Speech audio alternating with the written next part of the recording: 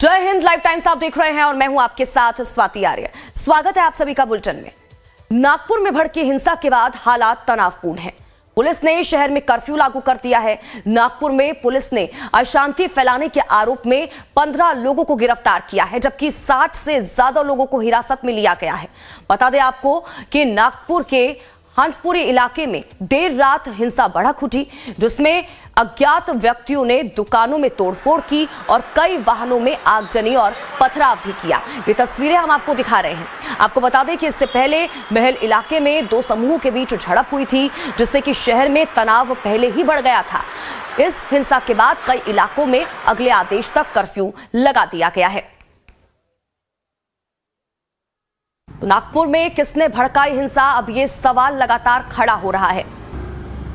औरंगजेब के नाम से शुरू हुआ विवाद औरंगजेब की कब्र हटाने तक पहुंचा। उसके बाद कल आपको बता दें कि वीएचपी और इसी के साथ ही बजरंग दल की तरफ से कई हिंदू संगठन की तरफ से प्रदर्शन किया गया और ये जो प्रदर्शन है उसके बाद इस प्रदर्शन ने हिंसक झड़प का रूप ले लिया।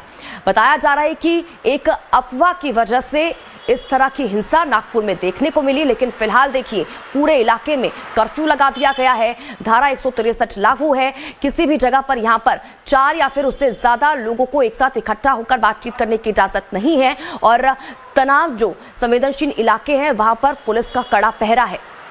देखिए फिलहाल तो स्थिति नियंत्रण में है, पुलिस की तरफ से ये कहा जा रहा है, लेकिन ये हिंसा क्यों हुई इसको लेकर अब जांच पड़ताल की जा रही है और उसके पीछे कौन लोग हैं, इस बवाल का कसूरवार कौन है, इन तमाम चीजों को लेकर अब जांच पड़ताल शुरू कर दी गई है। लेकिन ये तस्वीरें लगातार आपको दिखा रहे हैं हिंसा के दौरान की।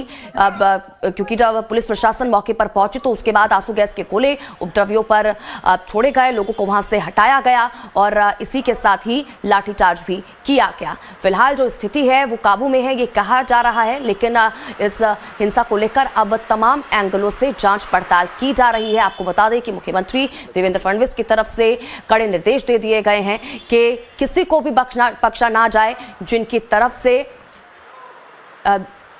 इस तरह हिंसा फैलाई गई है। लेकिन इस बीच देखिए 4 अलग अलग तस्वीरें भी हम आपको दिखा रहे हैं। तो देखिए नागपुर हिंसा ने महाराष्ट्र ही नहीं देश में भी सबको हिलाकर रख दिया है। औरंगजेब की कब्र के बाहर प्रदर्शन को लेकर अचानक भड़की हिंसा से हालात बेकाबू हो गए। हालांकि अभी सिचुएशन कंट्रोल में है और आज सुबह की ये तस्वीरें हम आपको दिखा रहे हैं। अलग अलग तस्वीरों से आप समझ सकते हैं कि आज नागपुर के कई शहरों में कर्फ्यू लागू है। जगह जगह पर पुलिस का सख्त पहरा है और कल रात भड़की हिंसा के बाद अब यहाँ का मंजर आप देखिए कि गाड़ियों के शीशे टूटे हुए आपको नजर आएंगे, तो वहीं सड़कों पर ईंटें जगह जगह पर बिखरी हुई साफ इन तस्वीरों में देखी जा सकती है। तो ये 4 अलग अलग तस्वीरें आपको दिखा रहे हैं। नागपुर के कई शहरों में कर्फ्यू लगा दिया गया है। कल जिस तरह की हिंसा वहां पर देखने को मिली, नागपुर के कई शहरों में कर्फ्यू है, तो वहीं रात की हिंसा के बाद दिन का मंजर, क्योंकि अभी तो फिलहाल स्थिति जो है वो काबू में है, नियंत्रण में है, लेकिन तस्वीरें लगातार आपको दिखा रहे हैं आज सुबह की। तो देखिए किन इलाकों में कर्फ्यू लगा हुआ है अब ये भी जान लीजिए। तो देखिए आपको बता दें कि कोतवाली, इसके अलावा गणेशपेट, लक्कड़गंज, इसी के साथ ही पचपावली, शांतिनगर, सक्करदरा, नंदनवन, जमामवाड़ा, यशोधरा नगर और कपिल नगर पुलिस थाना, ये तमाम वो इलाके हैं नागपुर के जहां पर इस वक्त कर्फ्यू लगा हुआ है। तो देखिए क्षेत्रों में कर्फ्यू लगाया गया है, फोर्स को जगह जगह पर तैनात किया गया है और अगले आदेश तक कर्फ्यू इसी तरह से लगा रहेगा, ये भी बताया जा रहा है। तो महत्वपूर्ण जानकारी लगातार आपको बता रहे हैं और तस्वीरें भी दिखा रहे हैं कि सुबह की जो तस्वीरें सामने निकल कर आई हैं वो किस तरह की वहां पर हालात बने हुए हैं। तो इस बीच देखिए मुख्यमंत्री देवेंद्र फडणवीस खुद पूरी घटना पर नजर बनाए हुए हैं। उन्होंने पुलिस कमिश्नर को तनाव की स्थिति पैदा करने वालों के खिलाफ सख्ती से निपटने का निर्देश दिया है। नागपुर के महल इलाके में जिस प्रकार से तनाव की स्थिति निर्माण हुई ये बहुत ही निंदनीय है। जिस प्रकार से कुछ लोगों ने पत्थरबाजी की है, पुलिस पर भी पत्थर फेंके हैं, ये बिल्कुल गलत है। मैं स्वयं इन सारी घटनाओं पर नजर रखकर हूं। मैंने पुलिस कमिश्नर को ये कहा है कि कानून व्यवस्था बनाने के लिए जो भी कड़े से कड़े कदम उठाने की आवश्यकता हो वो उठाए जाए और शांति को बनाया जाए। अगर कोई दंगा करता है, कोई पुलिस पर पत्थर फेंकता है, कोई समाज में तनाव निर्माण करता है, तो ऐसे सभी लोगों के ऊपर कड़ी से कड़ी कार्रवाई की जाए।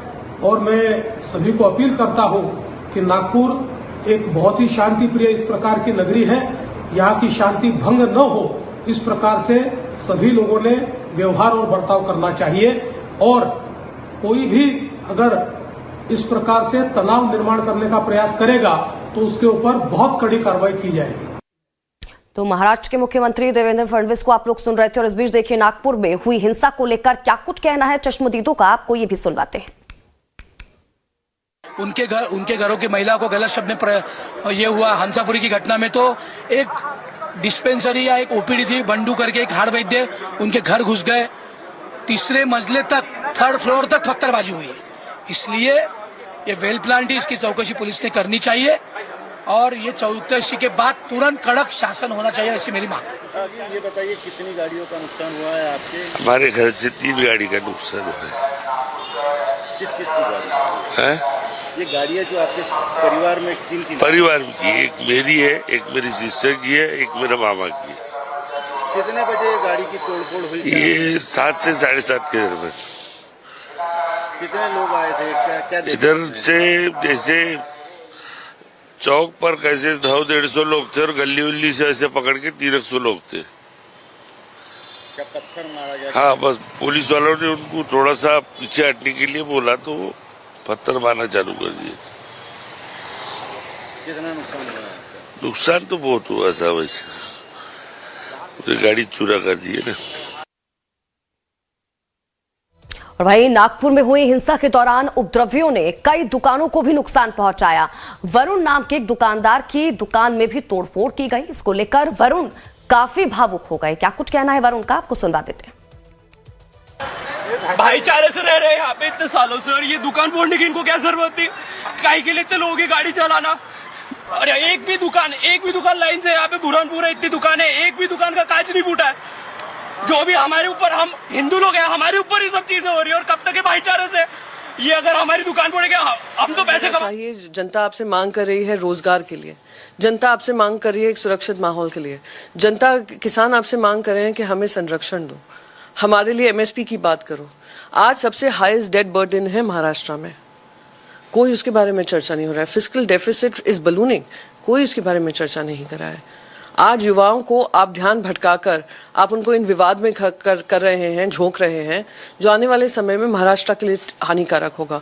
शर्मनाक है कि ऐसी राजनीति से ये लोग अपना वोट बटोरते हैं। अगर विकास की राजनीति होती तो शायद पूरा देश उनको सराहता। मैम अगर बात करें तो शिवसेना की तरफ से, उद्धव ठाकरे की तरफ से उद्धव जी ने और आदित्य जी ने बात की है कि जुडिशियल कमीशन बनना चाहिए, इंक्वायरी होनी चाहिए, किस तरीके से? बिल्कुल होना चाहिए। यहाँ पे तो एक फ्री एंड फेयर इंक्वायरी होनी चाहिए कि ये इसकी पृष्ठभूमि क्या थी, क्या भड़काऊ भाषण किसकी तरफ से आए थे, ये कहाँ पे हुआ है, ये जो घटना हुई है ये नागपुर में हुई है, किसकी कॉन्स्टिट्यूंसी में हुई है? मुख्यमंत्री और गृह मंत्री हैं देवेंद्र फडणवीस महाराष्ट्र के। नितिन गडकरी जी बहुत सालों से वहां से चुनकर आ रहे हैं। खुद नितिन गडकरी जी ने कल कहा कि नागपुर ने कभी ऐसी हिंसा नहीं देखी है। उन्होंने खुद ने अपील किया कि आप लोग प्लीज अपने घर के बाहर नहीं निकलो। आज ये परिस्थिति के लिए कौन जिम्मेदार है? तो इसलिए इसकी जुडिशियल इंक्वायरी होनी चाहिए। वो जो 2 फुटिये कैबिनेट में बैठे हुए हैं और रोज बोलते हैं, मुंह खोल कर विवाद खड़ा करते हैं, उन पे भी कार्रवाई होनी चाहिए। सीएम फडणवीस तो प्रियंका चतुर्वेदी को आप लोग सुन रहे थे, सरकार पर सवाल खड़े करती हुई वो नजर आई। लेकिन इस बीच देखिए कल जो हिंसा हुई उसमें कई दुकान में भी तोड़फोड़ की गई और इस बीच एक वरुण नाम के दुकानदार की दुकान पर भी तोड़फोड़ की गई। उनका क्या कुछ कहना है आपको एक बार फिर से सुनवा देते हैं। भाईचारे से रह रहे हैं यहाँ पे इतने सालों से, और ये दुकान फोड़ने की इनको क्या जरूरत थी? काहे के लिए इतने लोगों की गाड़ी चलाना? अरे एक भी दुकान लाइन से यहाँ पे बुरहानपुर है, इतनी दुकान है, एक भी दुकान का कांच नहीं फूटा है। जो भी हमारे ऊपर, हम हिंदू लोग हैं, हमारे ऊपर ही सब चीजें हो रही है। और कब तक है भाईचारे से? ये अगर हमारी दुकान फोड़ेगा हम तो पैसे कमाने के लिए बैठे ना, हमने थोड़ी ना उनकी एक दुकान को कुछ किया है। आपको कितने का नुकसान हुआ है? ये आप लाइन से देख लीजिए, ये पूरी रेस्टोरेंट हमारा है, वो वहां तक के पूरा बोर्ड वगैरह फोड़ा है। और ये पैसे की बात नहीं है, इज्जत की बात है ना। पैसे का क्या है? ये कांच और फोड़ा ठीक है, रिप्लेस कर लिया, पर ये इज्जत की बात है। ऐसे आगे कोई भी फोड़ेगा, ऐसा कब तक चलेगा? और आज ये फोड़े, कल जाके घर में घुस के करेंगे तो फिर एडमिनिस्ट्रेशन से क्या डिमांड करते हैं आप? क्या डिमांड करेंगे? अभी तक तो यही कर रहे हैं हम लोग, शांति कर देते हैं, थोड़ी देर की गर्मा गर्मी होती है, एक दूसरे को समझाते हैं, सब अपने अपने घर चले जाते हैं, सब भूल जाते हैं। पर आखिर में हम लोग को फेस करना पड़ता है, हम लोग को तो चौक पे रहना है ना। नागपुर बहुत शांतिपूर्ण रहा है सिटी, लेकिन कल ऐसा आप यहाँ थे जब ऐसा आर्सन हुआ यहाँ पर? नहीं, ये सब चीजें पॉलिटिसाइज मत करो, ये सब चीजों को भाईचारे से रहो। पर ये जो चीज हुई है ना, इस पे पुलिस वालों को अब नुकसान हुआ ना, तो नुकसान भी भर के दो। तुम इतनी जिम्मेदारी ले रहे ना कि सब भाईचारे से रहे, तो तुम जिस चीज का नुकसान हुआ, जितने लोगों की गाड़ी चली है ना, सबको कंपनसेशन करो और सबको प्रोटेक्ट करो। यहाँ पे उनका भी अगर कुछ नुकसान हुआ है तो उनको भी कंपनसेट करो, पर इसमें ना राजनीति मत करो यार कि ये हिंदू मुस्लिम ये सब चीजों को खत्म करो। और ये जो कुछ लोग कर रहे हैं ना, ये वो उसकी औरंगजेब की ये जला के ना, वो जला के, ये सब चीजों को बंद करो। इससे कुछ नहीं होने वाला। कॉमन मैन ही रियल विक्टिम है। Of course. और ये सब चीजों को क्या होने वाला, साथ में ही रहना है। कहाँ जाएगा हिंदू और कहाँ जाएगा मुस्लिम, यही रहना है ना। आपका नाम क्या है? वरुण नाम है मेरा। देखिए, नागपुर में हुई हिंसा के बाद अभी फिलहाल कर्फ्यू लगा दिए गए हैं। ताजा हालात को लेकर क्या कुछ कहना है पुलिस का, आपको ये भी सुनवाते हैं। इस मध्य नागपुर में कर्फ्यू लगाया गया है, कैसी क्या परिस्थिति आ रही है? अभी तो परिस्थिति कंट्रोल में है, कर्फ्यू लगा है और बंदोबस्त है, पेट्रोलिंग चालू है। कल रात को कुछ लोगों को डिटेन किया गया और था। कुछ लोगों को 46 लोगों को कल डिटेन किया, अरेस्ट किया है और उसके वो गुना दाखिल करने की प्रोसेस चालू है। कितने पुलिस वालों को कल मार लगा था, उसमें कुछ डीसीपी भी शामिल है, ऐसा भी सुनने में आ रहा है। हाँ, मार लगा है लोगों को, उनके मेडिकल ट्रीटमेंट भी चालू है, वो एडमिट भी है। तो पुलिस को आप लोग सुन रहे थे, बताया जा रहा है कि कहां कहां पर कर्फ्यू लगाया गया है और ये भी बताया गया कि किस तरह की स्थिति वहां पर अभी बनी हुई है। इन तमाम खबरों पर अपडेट आगे भी पहुंचाएंगे, तस्वीर भी लगातार आपको दिखाते रहेंगे। आप बने रहिए लाइफ टाइम्स के साथ।